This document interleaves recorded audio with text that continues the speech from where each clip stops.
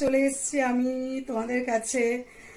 দেখো কি সুন্দর একটা ধুতি প্যান্টের সেট পরে এসছে। এটা আমার মৌসুমী কালেকশনে হচ্ছে সেটটা। আজকে ষষ্ঠীতে এইরকমই একটু হালকা করে সেজেছি। দেখো জাস্ট ধুতি প্যান্টটা পরেছি, আর তো কোনো সাজ নেই, হালকা ফুলকা করে সেজে নিয়েছি।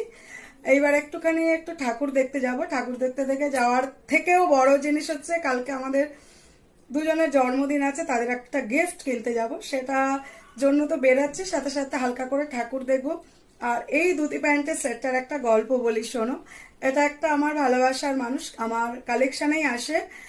সে প্রথমে নিয়েছিল, বলছিল দিদি হাতাটা লাগালে মনে হচ্ছে টাইট হবে। আমি তাকে বলেছিলাম ঠিক আছে, টাইট যদি হয় তুমি চেঞ্জ করে নিও, কোনো অসুবিধা নেই। সে কি করেছে, আমাকে পুরো হাতা লাগিয়ে ফিটিংস করে এনে বলছে দিদি তুমি এটা পরো। আমি কেন? বলছে ফটোতে পড়েছিল তোমাকে খুব ভালো লাগছিল তাই তুমি পড়ো। সে আমাকে বললো যে তুমি এটা নিয়েই নাও দিদি। তারপরে আমি এটা নিয়ে নিয়েছি, আর এটা ওর জন্যই আমি এটা পড়তে পারলাম।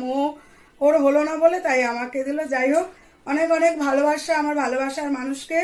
চলো দেখো, সুন্দর করে সেজে নিয়েছি, ঝটপট করে কিন্তু সেজে নিয়েছি। শুভ ষষ্ঠীতে সবাইকে অনেক অনেক ভালোবাসা। আজকের দিনটা সবাই সুন্দর করে কাটাও, আমিও সুন্দর করে কাটাবো।